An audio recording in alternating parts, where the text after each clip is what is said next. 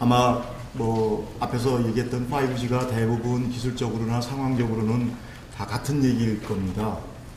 이제 그 통신회사가 저희 회사가 어떻게 이 5G를 이용해서 새롭게 그 라이프 패턴을 바꾸고 거기에 따라서 이제 고객한테 밸류를 줄 수 있는가라는 거에 대한 프레임워크를 말씀드리겠습니다. 그래서 저희는 5G를 보기에 5G를 그냥 네트워크 인프라로 생각하지 않고 결국은 새롭게 라이프를 바꾸는 어떤 이네이블러로서 역할을 하게끔 하지 않으면 5G의 의미가 없다고 생각해서 그렇게 생각하고 있습니다. 먼저 우리나라가 이제 LTE를 론칭한 지가 한 3년이 됐습니다. 그 3년 동안에 어떤 변화가 있었나, 가장 크게 변화한 게 뭔가라는 것을 좀 잠깐 한번 보겠습니다. 지금 3년 동안에 보시면 처음 LTE가 나왔을 때는 한 75메가 정도의 다운로드 속도를 갖고 출발을 했습니다. 뭐 여러 가지 이게 나오면서 현재는 대부분 한 225메가 정도까지의 이제 속도가 나오고 있고, 아마 이제 이 3사가 경쟁적으로 3밴드 캐리어 어그리게이션을 하면 내년 초에는 한 300메가까지 아마 모바일에서 움직이게 됩니다. 그 다음에 이제 소비량도 보면 지금 평균적으로 이제 굉장히 이제 데이터 소비량이 늘어서 지금 보시면 기업 수요가 늘어서 현재 저희 회사에서 언리미티드 데이터 플랜을 쓸 경우에는 평균 한 16.5기가를 쓰고 있습니다. 한 달에. 과거에 3 시절에는 1기가도 되지 않았던 거에서 뭐 엄청나게 지금 패턴이 늘어나고 있고요. 그 다음에 경쟁사들, 3사들이 대부분 다 모든 게 이제 무제한 요금제로 이제 다 바뀌어 있는 상태입니다. 그러니까 작년에 이제 보이스와 SMS에 대한 무제한, 그 다음에 데이터에 대한 무제한, 심지어는 이제 요새는 이제 뭐 보이스, 데이터, 뭐 SMS 다 무제한에 서비스까지 끼워서 이렇게 밸류팩을 만들고 있습니다. 자, 이제 사용량도 이제 굉장히 늘고요. 그 다음에 이제 대부분 무선도 이제 무제한 요금제들이 이제 대부분 나와 있습니다. 자, 그러면 통신 사업자들은 이 LTE 3년 동안 굉장히 빠르게 아주 치열하게 경쟁을 해서 앞으로 뭘 먹고 살 거냐. 유선도 이미 정액 요금제로 다 바뀌어서 뭐 3만원, 4만원 내면 뭐 아무 거 없이 쓰고, 이제 모바일도 한 달에 한 8만원 정도 내시면 언리미티드로 쓰는 환경입니다. 자, 그러다 보니까 4G에서 가장 크게 바뀐 게 뭐냐? 결국은 보이스 시대에서 비디오 시대로 바뀌었다는 겁니다.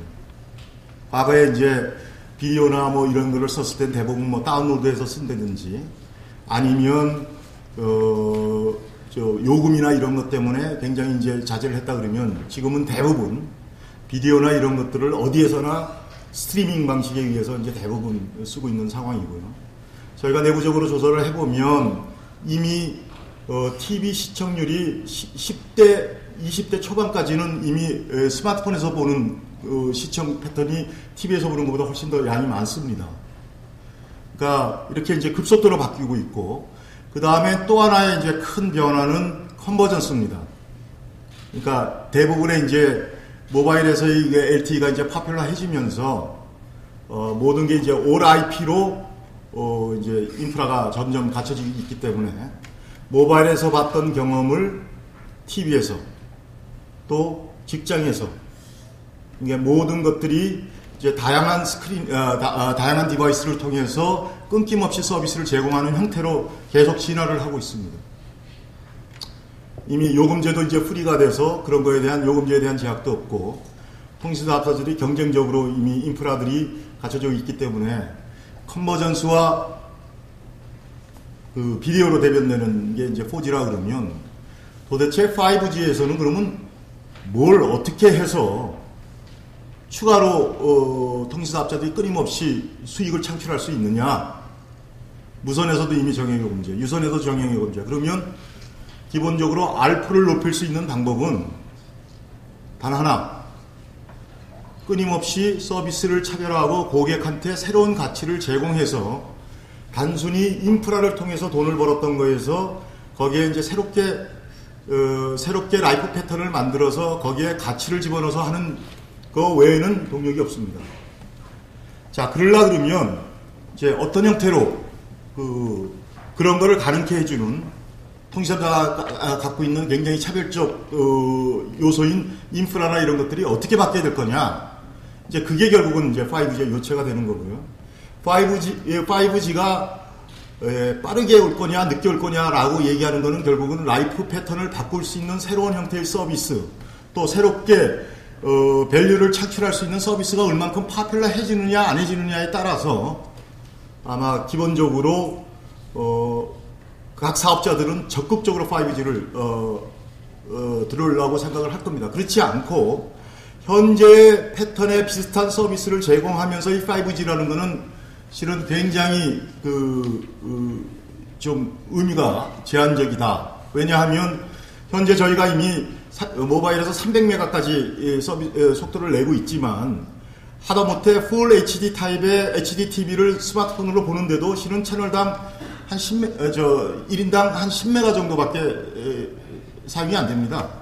자, 그렇다는 얘기는 현재 기반 구조 가지고도 기존에 있던 어떠한 서비스, 어떤 멀티미디어형 서비스라도 모든 것이 실은 가능하다. 자, 그럼 5G가 되려고 그러면 결국은 이거를 뛰어넘는 새로운 어떤 라이프 패턴의 서비스가 나오지 않는 한은 아마 굉장히 시기가 좀 늦어질 것이다. 자, 그러면 어떤 라이프 패턴의 서비스가 나올 것인가? 그거에 대해서 한번 좀 보겠습니다. 그러니까 새로운 IC 트렌드는 저희가 생각하기에 한마디로 얘기하면 프로바이더 센트릭 뷰에서 커스터머 센트릭 뷰로 바뀐다. 라는 게 이제 저희가 보는 뷰입니다. 한마디로 얘기해서 모든 서비스는 유무선, 지역, 디바이스에 상관없이 모든 게 컨버즈 되고 그 다음에 서비스가 모든 게 퍼서널라이즈드로 갈 것이다. 이렇게 매스형으로 에브리바디가 똑같은 서비스를 쓰는 게 아니고 어떤 개인의 완전히 피트되는 형태의 어떤 서비스로 바뀔 것이고 그 다음에 모든 것들이 쉐어링이 되고 참여가 되는 양방향이 무한대로 늘어나는 소셜 쉐어링 형태의 어떤 서비스로 바뀔 것이다 라고 저희는 보고 있습니다. 그래서 저희 유플러스는 모든 것들을 이제 그런 서비스 위주로 이제 내려고 생각을 하고 있습니다.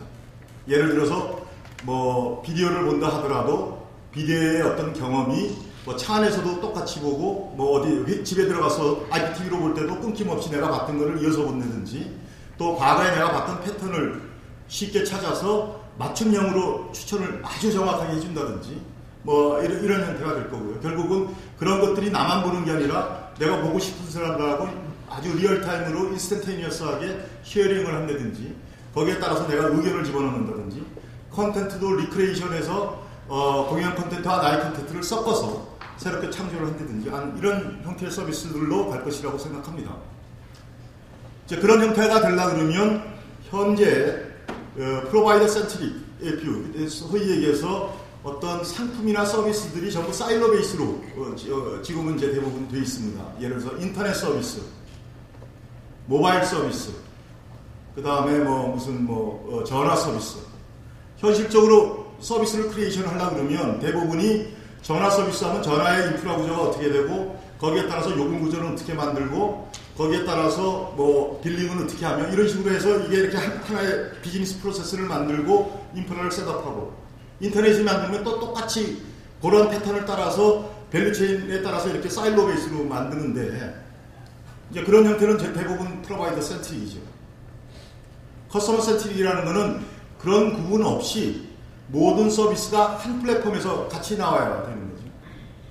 그래서 실은 대부분의 현재 통신사업자들은 고객 관리를 못합니다. 그게 무슨 말이냐? 실은 가입자 관리를 하고 있죠. 가입자의 고객은 굉장히 틀린 겁니다. 영어로 서브스크라이버와 커스터머는 기본적으로 굉장히 틀립니다. 서브스크라이버라는 거는 내가 우리 회사 서비스를 쓰는 가입자에 의해서 패턴을 분석하고 뭘 하고 하는 얘기고요. 고객을 분석한다라고 얘기하는 거는 그 고객이 내 서비스를 쓰든 안 쓰든 김선태, 나를 중심으로 해서 김선태는 뭐 모바일은 우리 서비스를 쓰고 인터넷은 뭐 다른 서비스를 쓰지만 어떻게 될 거냐 이런 거를 종합적으로 분석해야 되는 얘기가 되는 거고요. 자, 그렇게 되면 마케팅하는 방법도 굉장히 틀려집니다. 지금 같으면 우리 고객을 얼만큼 잘 케어할 거냐, 아니면 어떻게 하면 천 레이트를 낮출 거냐, 뭐 이런 거에 얘기가 됐다 그러면, 그거의 분석은 대부분 내가 잡아놓은 가입자로 들어온 과거의 데이터를 갖고 분석을 하는 겁니다. 그렇지만 커스터머를 분석한다는 건 기본적으로 이 커스터머가 앞으로 나한테 얼마의 밸류를 더 기여할 거냐를 먼저 봐야 됩니다. 이 사람이 지금 나한테 3만 원의 돈을 내고 있지만 토탈이 아직도 10만 원 이상의 밸류가 있는 사람이다. 그러면 추가로 그 에디셔널 밸류를 어떻게 이쪽으로 끌어올 거냐. 내부에 분석하는 시스템도 굉장히 바뀝니다. 아르프라는 개념이 없어지고요. 아르프, 예를 들어서 핸드폰 가입자 유저의 아르프 그러면 핸드폰 하나 쓰는 사람, 그 가입자 베이스거든요. 근데 예를 들어서 웨어러블 디바이스나 이런 게 많이 나오면 옛날에는 핸드폰 하나 갖고 다 썼던 것들을 기본적으로 여러 디바이스로 나눠 쓴다 그러면 아르프는 떨어지게 돼 있습니다. 하지만 아르파, 에버리지 퍼 어카운트, 내 고객 관점으로 얘기해서 디바이스를 수십 개를 쓰더라도 여러 서비스를 다 쓰더라도 지속적으로 우리 회사한테 이분이 컨트리뷰션하는 양을 지속적으로 어떻게 포켓을 늘려나갈 것인가 라는 관점으로 마케팅 포인트도 달라지는 거죠. 그래서 이제 그렇게 하려고 그러면 실은 상당히 많은 트랜스포메이션이 필요합니다. 백오피스에서부터 시작해서 모든 것들이 이제 굉장히 이제 바뀌어야 되는 이제 그런 형태가 되는 거고, 이제 그런 형태가 되고 서비스를 딜리버리하는 체계도 이제 굉장히 바뀔 거고요. 그렇게 바뀌면 서비스들이 이렇게 완전히 컨버즈가 되고 퍼스널라이즈가 되고 소셜 쉐어링이 가능한 구조가 될 겁니다. 자, 그러면 그런 서비스를 가능케 하는 컨텐츠는 어떤 식으로 구성이 될 거냐? 아마 대부분이 다 비디오 컨텐츠가 될 거고요. 비디오라고 얘기하는 것은 단순히 지금 얘기하는 무슨 영화나 이런 걸 얘기하는 게 아닙니다. 저희가 보는 비디오라는 것은 멀티미디어 총체를 얘기하는 거죠. 그래서 향후에는 데이터 커뮤니케이션이 지금은 굉장히 파퓰러하지만 향후에는 비디오 커뮤니케이션 시대로 넘어갈 것이다. 무슨 얘기냐? 현재까지 데이터 커뮤니케이션이나 보이스 커뮤니케이션에서 핸들링하는 것들은 대부분 정형화된 데이터를 가공해서 정보를 뽑아내서 얘기하는 겁니다. 하지만 완전한 멀티미디어형 비디오 커뮤니케이션이 가능하려고 그러면 기술 기반이 비정형 데이터에서도 정보를 뽑아낼 수 있는 그런 형태가 돼야 됩니다. 예를 들어서 비디오에서 얼굴을 인식한다든지 사물을 포함한다든지 이런 것들이 굉장히 빠르게 리얼타임으로 처리가 돼야 되는 이제 그런 형태가 되는 거죠. 거기에 이제 프로세싱 케이퍼빌리티인 브레인이 이제 포함이 돼야 되고요. 그 다음에 이제 퍼스널라이즈가 되기 때문에 내가 원하는 거라든지 나의 감정을 적절히 어널라이즈해서 거기에 맞춰서 제공할 수 있는 형태가 돼야 됩니다. 그래서 콘텐츠는 비디오와 브레인과 이모션이 묶여지고 믹스가 될 수 있는 기술 기반이 마련이 돼요. 자, 이런 기술 기반을 마련하기 위한 인프라스트럭처는 결국은 뭐냐? 기본적으로 ORIP 네트워크나 인프라가 어느 정도 갖춰져 있다고 생각하면 그 다음에 굉장히 중요한 인프라는 약간의 인텔리전트한 인프라지만 소프트웨어적인 인프라지만 IoT나 클라우드와 빅데이터 그다음에 기본적인 그 인텔리전트한 인프라를 구성하기 위한 구성 요소가 될 것 같습니다. 그래서 결국은 이제 이런 거를 추구하기 위해서 기술적으로 풀거나 네트워크로 풀기 위해서 필요한 요소들은 인프라적으로는 IoT, 클라우드, 빅데이터, 컨텐츠는 비디오와 브레인과 이모션을 어떻게 잘 섞느냐. 그렇게 해서 제공하는 서비스는 모든 게 컨버즈되고 개인화되고 그리고 모든 것들이 인터랙티브하게 참여와 쉐어링이 공유가 가능한 그런 서비스 형태가 되어야 될 것 같습니다. 이러한 문제를 풀기 위한 가장 큰 두 가지의 기술적 요소가 뭐냐? 결국은 매스 커넥티비티 문제를 해결해야 됩니다. 지금 현재 보시면 앞으로 한 10년, 15년 내에 그 매스 커넥티비티가 한 100배 이상 늘어날 걸로 지금 저희가 예상이 되고 결국은 이제 IoT가 촉발하는 이제 그런 것들이 되겠죠.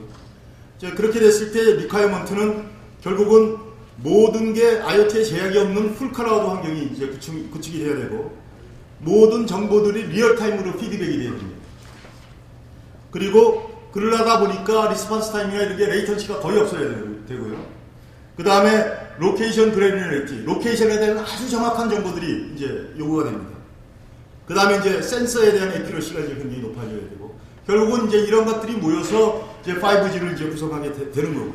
그러면 이런 것들을 활용한 컨텐츠나 서비스 형태로 이제 묶여지게 됩니다. 두 번째 이제 가장 큰 거는 프로세싱 컴플렉시티입니다. 여태까지는 통신사업자들이 기능이나 인프라를 팔았습니다. 뭐 트래픽을 팔든지 디바이스를 팔든지 아니면 뭐 100메가 인터넷, IPTV. 이제 아까 이제 미래로 보면 그건 하나의 기능이 되는 거죠. 이제 기능을 팔았다 그러면 이제 그런 것들을 굉장히 처리를 하기 위해서는 이제 굉장히 다른 요소들이 필요합니다. 이제 인텔리전스. 그다음에 아까 얘기했듯이 이제 비디오에서 모든 정보를 추출할 수 있는 능력. 그다음에 이제 모든 것들이 리얼타임으로 피드백이 돼서 끊임없이 어댑티브하게 그 난리지 베이스로 이렇게 이게 쌓여갈 수 있어서 정확도가 높아지는 그런 형태가 필요합니다. 인텔리전스 레벨은 뭐 이제 원웨이에서 양방향, 그 다음에는 이제 그거가 빅데이터 캐퍼빌리티를 이렇게까지 집어넣어서 예측이 가능한 형태로 이제 나가야 될 거고요. 비디오는 지금은 이제 컨텐트 위주의 워칭이라 그러면 그거를 나의 컨텐트와 이미 만들어진 컨텐츠를 자유자재로 이렇게 리크리에이션하는 형태로 나갔다가 그 다음에는 이제 커뮤니케이션 형태로 나갈 겁니다. 그러니까 소위 얘기하는 구글 글래스 같은데 내가 이렇게 보기만 하면 거기에서 이제 정보가 눈앞에 표현이 되고 그거에 따라서 나의 판단과 이렇게 섞여져서 무슨 행동을 하는. 그래서 이제 인간이 보면 정보를 습득하는 거에 80%가 이제 눈으로 하거든요. 그러니까 그와 같이 마찬가지의 어떤 캐퍼빌리티까지 이제 올라가야 되는 거고요. 그러기 위해서는 굉장한 프로세싱 컴플렉스가 필요하고, 그 다음에 리얼타임이라고 얘기하는 거는 모든 정보가 항상 선순환 구조로 피드백 구조로 해서 끊임없이 러닝 메커니즘을 탈 수 있는 형태로 이제 들어가야 됩니다. 그렇게 하기 위해서 이제 필요한 거는 모든 네트워크 구성이나 요소들이나 이런 모든 자원들이 다이나믹하게 얼로케이션이 되어야 됩니다. 그러니까 특정한 개인이 어떤 거를 뭘 썼을 때 거기에 맞는 리소스가 굉장히 밑에 있는 인프라까지 딱 거기에 얼라인이 될 수 있도록 할 수 있는 다이나믹 리소스 얼로케이션. 그 다음에 이제 딥 러닝 케이퍼빌리티.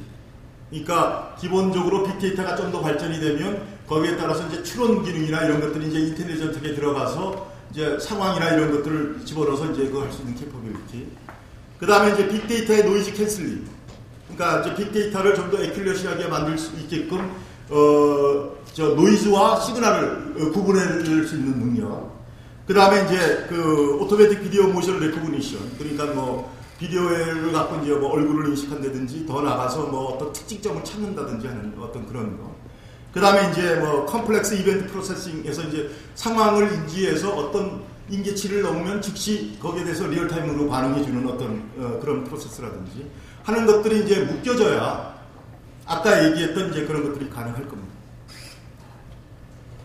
자, 그래서 그 5G에서 리드하는 거는 이제 그런 요구사항들을 다 묶어보면 결국은 이제 센서와 디바이스, 그 다음에 클라우드, 그 다음에 거기를 포함하는 네트워크들이 굉장히 리얼타임으로 정보를 주고받을 수 있으면서 클라우드는 아까 얘기했던 프로세싱 컴플렉스들을 해결할 수 있고, 그 다음에 네트워크에서는 피크레이트가 적어도 지금보다는 100배 이상인 100기가 어디에서나 피크레이트가 한 100기가 정도 올라와야 되고, 센서나 뭐 이런 거는 아주 그 매시브한 커넥션을 이제 핸들링할 수 있어야 되고, 디바이스 쪽에서는 레이턴시가 거의 없는 형태로 리얼타임으로 정보를 주고받아서 할 수 있는 기반이 갖춰져야 되는 거고, 이런 것들이 이 기본적인 아마 5G의 어떤 리퀘어먼트가 될 것 같습니다. 자, 그렇게 됐을 때 이제 5G의 프레임워크라고 얘기를 하면 결국은 이제 현재는 이게 아까 얘기했던 사일로 베이스의 어떤 프로바이더 센트릭으로 되어 있는 모든 서비스들이 기본적으로 억세스 레이어에서는 기본적으로 아까 얘기했던 뭐 피크레이트라든지 레이턴시, 그 다음에 커넥션 문제를 해결해 줄 수 있게끔 얘기하면서 모든 셀 간의 바운더리가 없이 어느 지역에서라도 미니멈 1기가 이상의 속도가 나올 수 있는 형태가 돼야 되고, 그 다음에 이제 굉장한 어떤 그 스몰 셀들이 이제 촘촘히 바뀌면서 그 스몰 셀과 라지 셀들의 아주 인터커넥션이 굉장히 이제 유연하게 일어나야 될 것 같습니다. 근데 이제 그보다 더 중요한 거는 그 위에 올라가는 인텔리전트 인프라를 어떻게 갖출 거냐라는 게 이제 훨씬 더 이제 중요한 문제가 될 것 같습니다. 첫 번째 이제 매니지먼트 기능들이 이제 굉장히 있어져야 될 것 같고요. 그 매니지먼트는 아까 얘기했듯이 모든 애니들, 네트워크 엘리먼트들에 대한 리소스나 이런 것들이 이 퍼스널화된 서비스로부터 당연히 이제 갖춰져야 될 것 같습니다. 결국은 이러한 것들이 갖춰지는 것들은 실질적으로 이 앞단에서 말씀드렸던 고객 중심으로의 어떤 서비스가 지속적으로 하면서 그거를 통해서의 어떤 쓰임새가 많아졌을 때 필수적으로 이러한 리퀘어먼트들이 나오기 때문에 결국은 어떻게 그러한 서비스나 라이프 패턴을 우리가 새롭게 밸류를 찾기 위해서 만들어 나가느냐에 따르면 이러한 어떤 5G의 프레임워크나 이런 것들은 빠르게 디플로이가 될 수 있을 거라고 생각하고요. 이러한 기술적 허들이나 이런 부분들에 대해서는 지속적으로 저희가 개선해 나가는 계속 끊임없이 이제 모색을 하고 있는 그런 중입니다. 자, 시간이 없으니까 요약해서 말씀드리면 결국은 5G라고 얘기하는 것은 새로운 어떤 라이프 크리에이션을 하는 건데 개념적으로 보면 결국은 모든 서비스나 모든 정보가 나를 중심으로 모여서 나한테 필요한 것들이 이제 주어지는 기능들이 있어서 돼야 되고요. 그런 것들은 어떤 지역이나 장소, 디바이스에 상관없이 제공이 되려고 그러면 모든 게 이제 클라우드에서 이제 형태가 돼야 되고 모든 서비스가 나를 중심으로 이제 온라인이 돼서 맞춤형으로 이제 나타날 수 있어야 되고 그 다음에 또 하나는 나의 어시스턴트라 그럴까요? 나의 아바타. 그러니까 예를 들어서 모든 그 서비스가 나의 아바타 같은 그런 형태로 인터랙티브하게 나의 패턴이나 이런 것들을 잘 읽어서 수시로 내가 할 수 있는 어떤 그런 것들을 쉽게 찾아주고 해줄 수 있는 일종의 퍼스널 에이전트와 같은 아바타.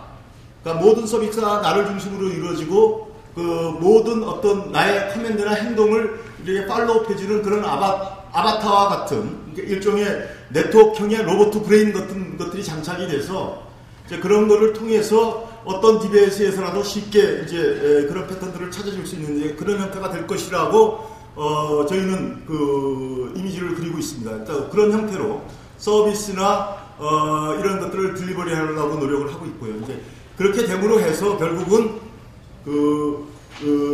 이제 다방면에서 이제 밸류를 찾기해야 되겠죠. 세이프티를 굉장히 임프루브 시킨다든지, 코스트를 세이빙 한다든지, 타임을 굉장히 세이브 한다든지, 아니면 이모셔널 케어, 외로움이나 이런 것들을 나한테 달려준다든지, 이제 이런 형태의 어떤 새로운 라이프 크리에이션을 하지 않는 한은 그냥 기술적 패턴의 어떤 5G의 인프라를 가지고는 실질적으로 그게 이제 빨리 오게 하기 위해서는 이런 것들이 먼저 선결이 되면서 같이 선순환적으로 이루어져야 아까와 같은 어떤 기술적 난제를 해결할 수 있는 리퀘어먼트들이 아마 명확해지고 빠르게 이게 되지 않을까 하는 게 이제 저희 회사의 생각입니다. 간략하나마 저희 회사가 갖고 있는 5G에 대한 생각을 말씀드렸습니다. 감사합니다.